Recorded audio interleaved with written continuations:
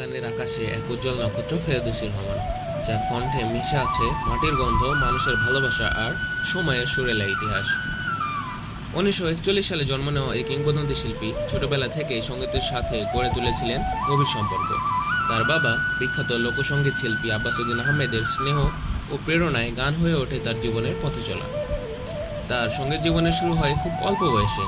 তার প্রথম দিকের গানের মধ্যে অন্যতম ছিল ও কি গাড়িয়াল ভাই, যা তাকে সঙ্গীত জগতে পরিচিত করে তোলে।